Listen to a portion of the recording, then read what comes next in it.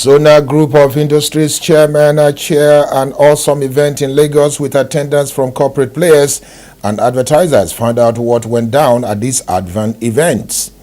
Estate Surveyors and Valuers Registration Board, ESVABON, harps on ethical practice in the business and practice. The chairman of the organization speaks with Inside Business. We have a report. And still on a CED Magazine's 25th anniversary and CED Forum Awards 22nd edition, find out who got what at the event. This is Inside Business Africa, Africa's business news and information leader. Hello, a very good day to you and thanks for joining us. My name is Kenneth Odushola Stevenson and this is Inside Business Africa, Africa's business news and information leader. Later on the program, we started something last week, especially on the CED Forum Award, talking about the 25th anniversary of CED Magazine and the 22nd edition of CED Forum Awards, and we brought you some clips from that event. We'll give you some full program on that event today. Stay tuned for that. But when we come back, we'll talk about other interesting issues on business, finance, and the economy. Stay with Inside Business. We'll be right back.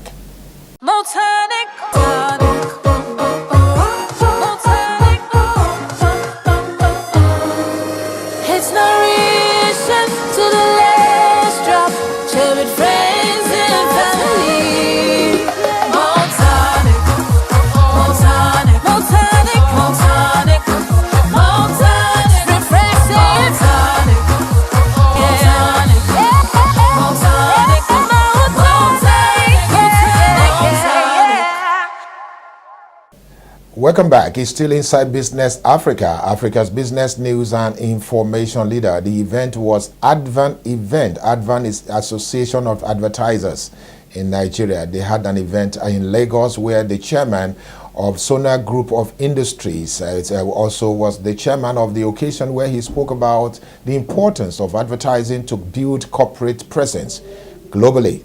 Inside Business was at the event. Take a listen to our reports. The 8th edition of the Advertisers Association of Nigeria Advan Award and the 25th anniversary of the organization was held recently in Lagos, with the chairman of Sona Group of Industries, Mr. Aja Mechajani, chairing the occasion, which attracted key players in the corporate Nigeria. You're most welcome. I sincerely hope everyone will enjoy, and please, I think we'll be part of it. Thank you. Thank you so much.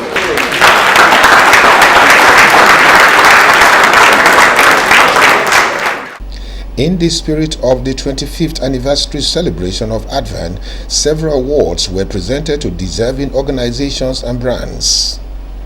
Speaking at the event, the elated president of Advan, Mrs. Folake Animomoni, stated that her happiness knows no bound to see the association, which started 25 years ago, to have grown to this enviable level. Today, the Advan Executive Council continues with the vision for a vibrant Advan through various value-added initiatives. The dominant idea, which drives our actions as an expo, encapsulated in our theme, proactively creating an empowered future in Malcolm's today. We say every single word within that is carefully thought out, because a proactive Advan must be the catalyst for progressive strategic marketing thinking demanded by the future which we're living in today. We've tasked ourselves as thought leaders in the industry that we must think for today and for the future, because the future is now, and the age of disruption, as we know, is firmly upon us. So a strong focus for our team, for example, is to lead data-centric marketing environment. So our data and insights content committee had at work with relevant partners to accelerate this process. Knowledge advancement is another thing that's also key on our agenda. And to that end, we recently launched our Advan Center for Marketing Excellence. And this initiative is in partnership with some of the most valuable business schools and marketing institutions, local and external.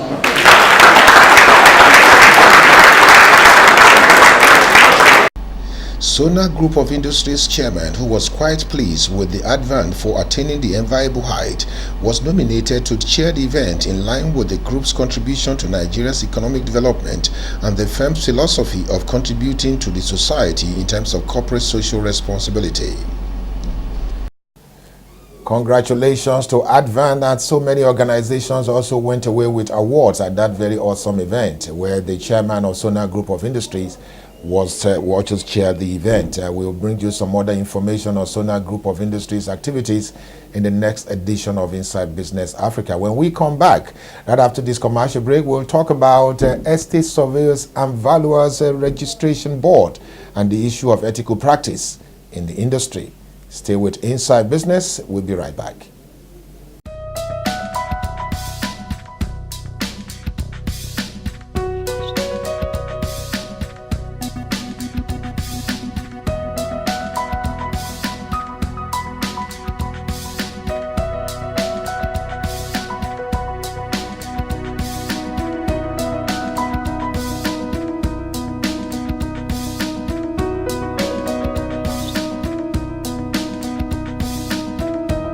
Welcome back. You're still Inside Business Africa, Africa's business news and information leader. Thanks for staying with us.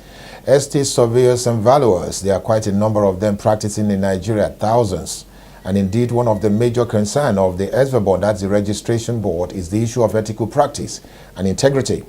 The chairman of the Estate Surveyors and Valuers Registration Board, Sir Nweke Umezurike, spoke with Inside Business in this special focus, talking about the need to ensure that operators and practitioners maintain standards. In an exclusive interview with Inside Business Africa, the chairman, Estate Surveyors and Valuers Registration Nigeria, Sir Nweke Umezurike, says the general public should be wary of unprofessional sharp practices and shoddy dealings that pervade the real estate sector, with particular reference to the estate surveyors and valuers. We do not expect registered persons to go out and dupe investors. We don't expect that. But where that happens, by some chance that happens, and some people are reported to the board goes all out to make sure that the interest of the Nigerian public is well protected. And what we do tell the public is, if by any chance they suffer damage in the hands of any registered person, let them not shy away from bringing the report to the board. Because the few times where we hear by some side talk or rumor that some registered persons have not done well, or they have done this or done that to the detriment of investors, we ask them to come up, and they are not prepared to come. You cannot suffer damage and stay in your house and complain and expect that the board will come and force you to open your mouth. No. But if any investor has suffered in the hands of any registered person, the board is here to protect your interests. During his tenure, Sir Nweke Umezurike says he intends to reposition and restructure the board to actualize its mandate of sanction and reforms through different measures. All registered persons acquire requisite knowledge, because registered persons are rendering service. Government has not set up the board to go and catch people. Government has set up the board to make sure that people who practice estate survey evaluation practice professionally. First of all, that involves the acquisition of knowledge. So the board looks at tertiary institutions offering estate management, which is the basic course that anybody aspiring to practice estate survey evaluation has to acquire, either in the university or in the polytechnic, or going through the examinations of the Nigerian Institution of Estate Surveyors and Valuers. Those are the three avenues that people can use to qualify to be considered for registration. So, and when they are registered, the board still expects them to periodically update their knowledge. So that is the basic thing, that is the key thing. It is only when they refuse to acquire the knowledge, or when they acquire the knowledge and they refuse to abide by the rules and regulations, that is when sanction comes in. So government has not set up the board to go and catch people. No, but to enable people to acquire the requisite knowledge to practice estate survey evaluation, and that the board has been doing to the best of its ability. Our special report on the Estate Surveyors and Valuers Registration Board and the practitioners in the industry will continue on the next edition of Inside Business Africa, hoping to bring you some practitioners, also past president of the board, to talk about this important issue of ethical practice and professional standards. Talking about professional standards and rewarding excellence, CED Magazine is 25 and it rolled out the drum at the Sheraton Hotels and Towers to celebrate this important milestone. 25 years ago, the brand came into the Nigerian market to change the face of development journalism. Indeed, that particular event also witnessed the 22nd edition of the CED Forum Awards, where the likes of engineer Ife Oyedele was rewarded for his outstanding contribution to the nation's engineering practice, and he came away with a very important award in this, Professional Man of the Year. And Otis Engineering also went away with what we call the Consulting Engineering Company of the Year. And quite a number of personalities were rewarded and appreciated at that event. Take a listen to the report from the event. It's been 25 years journey of success and some challenges for Nigeria's pioneer and influential magazine for the construction, oil and gas, building, engineering and allied sectors, Construction and Engineering Digest magazine, CED. The celebration of the 25 years of development journalism returned to where it all started 25 years ago, the Sheraton Hotels and Towers, Ikeja, Lagos, where, according to the publisher Kenneth Odushola Stevenson, the then Minister of Works and Housing, Major General Mama Kutangura, retired and late, first presented the publication to the public. Preceding the awards ceremony was the anniversary forum and lecture, with Mr. Babatunde Olalere Gbadamosi starting the lecture on the topic Urbanization and Cities Challenge, Lagos as Case Study, and was followed by engineer Mrs. Fumilade Akingbabo, Chairman, Nigerian Society of Engineers, Ikeja Branch, speaking on the technological advancement, innovation in mechanical engineering, while the chairman on the occasion, Engineer Charles Akindayomi, on the power of consulting engineering in developing society, while the keynote speaker, His Royal Highness Engineer Otis Sayenji, Fellow of the Nigerian Society of Engineers, spoke on the burning issue of growth strategy for the power sector in Nigeria. I was asked to come and talk about urbanization and city challenge, Lagos as a case study. 7 years ago, I wrote a paper. And due to the exigencies of the time, some of you know, you're aware that I'm in the middle of the political enterprise right now. I decided to adopt that paper as the one I will deliver today. I actually dubbed it Lagos, the state of aquatic coral. I just want to identify the problems and proffer workable practical solutions for them. The solution lies squarely, in my opinion, in a drastic redesign of the highways and trains in Lagos, using the last major flood as a benchmark for what to expect in terms of Mother Nature's blessings to us. We need to build capacity, sort out our municipal services, enable certain levels of government, especially the local government, to manage the environment, to maintain it, as well as take physical planning approval to the local government level, decentralize it. Government needs to become a little more realistic about the sort of financial planning that will allow for political patronage when drawing up budgets for fiscal development projects.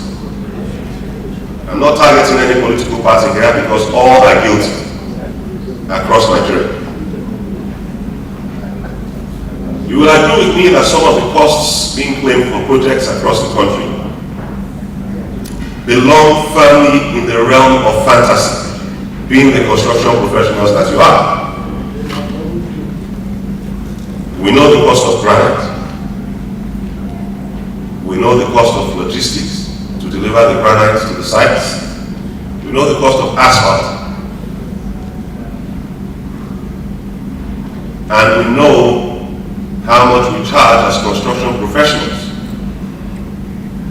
So we have some idea of what some of these projects will cost. So for me, it's very hard to understand costs of 6 billion naira per kilometer of road that is not more than 12 meters in width, even when you include robust storm drainage, street lights, flyovers, which at any rate are absent on most of the roads that are actually required in Lagos. If we were to be more rational with our pricing, we could make the money and tax funds go much, much further.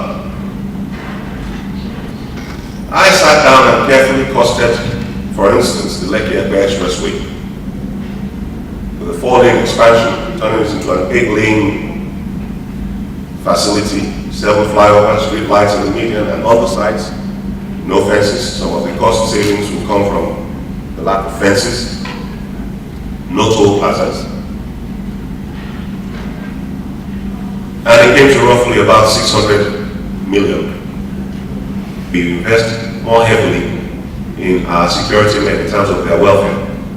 I know for a fact that their current salaries are nothing to write home about, and we are living in danger, actually. We're endangering our own lives by allowing policemen carrying AK-47 rifles to go around being paid salaries of less than 50,000 naira a month.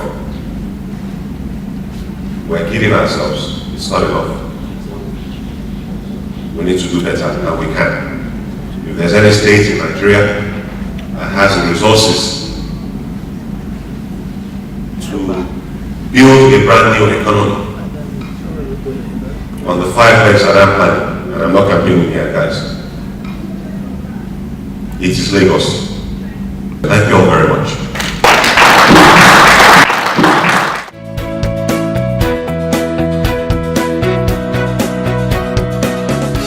My presentation is going to be around technological advancement, innovation, mechanical engineering, modern technological advancement, mechanical engineering innovations, what we need to do to focus as engineers in the future. A lot of the times we as engineers, we focus on the immediate, where the future is moving. Technology is increasing every day. People are coming up with innovations every day. And the saddle of that responsibility lies on the shoulders of engineers to come up with innovations, to be creative, to be problem solvers. Every serious nation that wants to develop needs engineers, whether mechanical or civil or chemical, they need the engineers to develop. Because everything that you need to talk about in the area of development requires an engineer.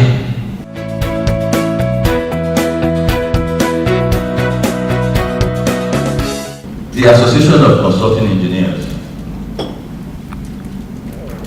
in Nigeria was established in 1972 and incorporated in 1979 as an association of qualified, independent, and experienced consulting engineers who are registered by the Council for the Regulation of Engineering in Nigeria, currently. The main thrust of ACEN is the development of consulting engineering practice in Nigeria by mobilizing private sector engineering consultants for the advancement of the consulting engineering subsector, the building industry. Now, ACEN is a fair-based association with more than 300 members as of June 2018.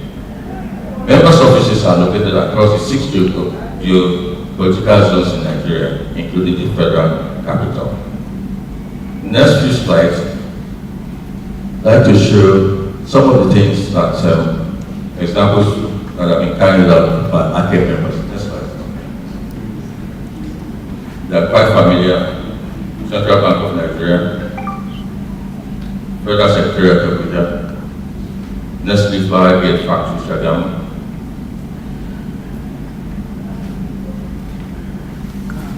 We have other examples: Guaranty Trust Bank, Standard Chartered Bank, Head Office Lagos, Heritage Building, Civic Center Towers, yes. And up north, there's some examples of the flood and erosion control in Nanka in Anambra State. And I also have examples of dredging of River State, River Niger, Kogi State, Gorelo irrigation main canal, spillway of Gurara dams. All I'm just trying to show is some examples gotten across of what Nigerians consulting engineers have achieved. Now, let me go to the emerging trends. The future includes key challenges and opportunities for our industry, especially in the areas of digital economy, smart cities, digitalization, funding, and urban sustainability and transport. Now, as we know, I also want to give examples of some mega projects and contractors that is going on in Nigeria. I want to contrast it with what we can and what we can do and what we're not doing. Take, for example, we have the Centenary City, which is located in Abuja. It's an ambitious new project by the Nigerian government to build a smart city along the lines of Dubai, Monaco, and Singapore. The city is to be built from scratch from a 1,260 hectares piece of virgin land located several kilometers southeast of Nigeria's capital, Abuja. The concept of the city was mooted to mark the 100-year anniversary of Nigeria by the year 2014, and it is to be private driven.